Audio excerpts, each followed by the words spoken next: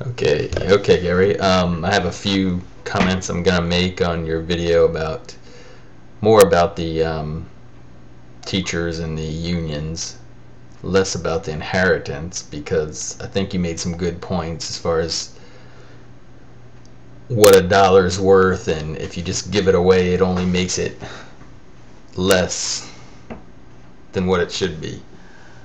But I will talk a little bit first about the teachers. My dad was a teacher. He was a music teacher, and they're the first ones to get cut. Um, he could have done a lot of things, but he chose to teach music because that's what he loved. Um, no doubt, there was a time where he quit and did other things and made a living, so I have no doubt that he could have done whatever he wanted to do. But in the long run, going back to teaching for a pension was the best thing for him and his family. Um, so that being said, um, a music teacher, obviously you don't have to have music. You don't have to have the arts. You don't have to have sports. If you don't have music, and you focus on science and math, of course, in the long run, science and math would be more important than the arts. But at the same time, I don't think you can learn how to play an instrument over the internet. And I don't think you can learn, I mean, sure, you can have a music teacher come over to your house and have your half an hour to an hour lesson on the piano or trumpet or what have you, but you have to learn it somewhere, and normally someone's going to get paid for that. So,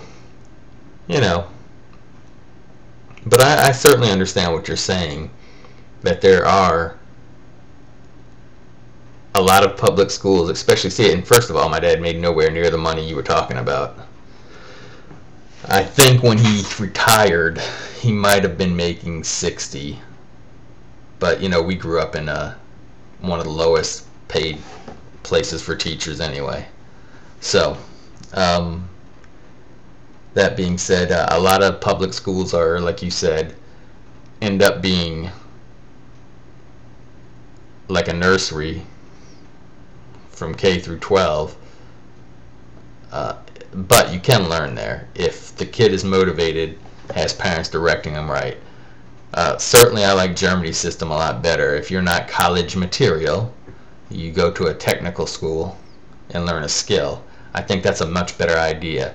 I think, first of all, and another thing is the school was created with liberal arts in mind, which is more of a snooty type thing, liberal arts. It'd be much better if it was technical or math and science and reading, and you got to learn reading and English. But in Germany, I definitely like that system better. If you're not college material, you're not going to college, let's redirect these people to technical schools and teach them skills. I think 2 years in the military wouldn't be a bad idea too, mandatory. Maybe that would stop some of these yahoos from pushing for war every time the administration wants to go. So that's my take on that. Now the unions. You mentioned that the teachers union and the government union were evil. Now, when I was in the military, there was a system of ratings, and when you got rated, the higher, it went from 1 to 5, 1 being really bad, like you're not coming back, this is your last enlistment. 2 was about like that too. 3 was supposed to be average, 4 was supposed to be good, 5 was supposed to be walking on water. Well, what ended up happening is that you have the raters, and the raters are your supervisor, and then you end up telling them what you did over the last year. So you write stuff down, and of course he's there for some of it, but you got to give him a list. So you give him a list, and then he looks at it and he writes out what's called a performance report, EPR. And so he writes this performance report out, and a 4 is supposed to be good. So if you give me a 4, I'm supposed to be happy with a 4. and you get so many points towards when you test for a promotion. I was in the Air Force, so the Army, it was a little bit different. The Air Force, you had to actually test and beat out people with a score. It weighed heavily on your performance reports, weighed heavily into it. So what ended up happening is, if I got a 4, what would happen would, it would be a detriment to me, because someone, all it takes is, you know, two or three supervisors in my career that give somebody a 5 that's supposed to be walking on water, and suddenly he gets 35 more points than me. So what's my point? My point is, that system is flawed, right?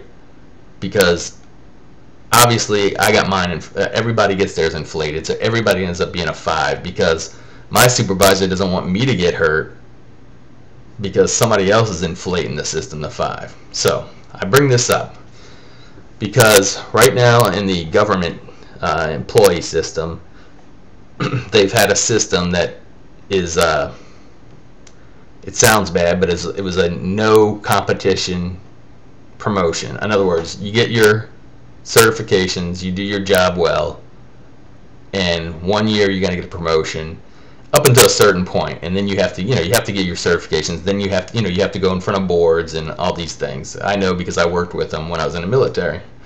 Well, they're trying to change that. They've been trying to change that. They've been trying to change it to this thing called NSPS, which is trying to think what it stands for now. Of course, I'm not going to remember what it stands for. Oh, National Security, whatever it stands for, NSPS system.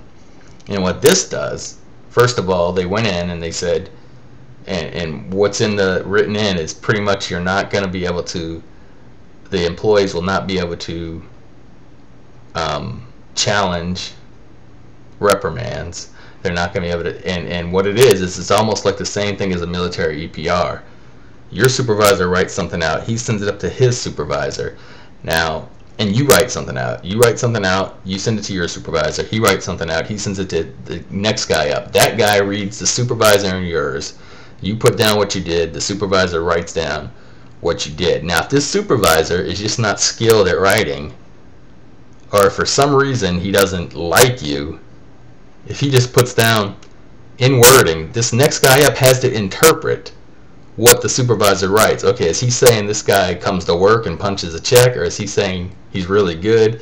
And then you get a raise from, it's called pay bands. It's pay bands. You're on this level, and the 10's over here, and 1's over here, and depending on how your thing is, you move up a percentage, and it's supposed to work like if you're God, you're going to make more than your supervisor, basically, because theoretically you can make more than your supervisor. So it's a horrible system, because all this does, because I know, being in the military, I know how it works. You're backstabbing your buddy because you need, I'm not literally backstabbing, but you're trying to pick up the trash around the base so you can put something down on your EPR so you can stand out. I mean, you're hired to do this. You're hired to do A, B, and C, but if you want to get any kind of raise, incentive, you got to do A, B, and C, and then you got to go down and buy the kids ice cream and, wash the boss's car and basically kiss up to be able to get the next advance. So I think both sides are, for your thing saying that, people can just sit around and do nothing and get a promotion.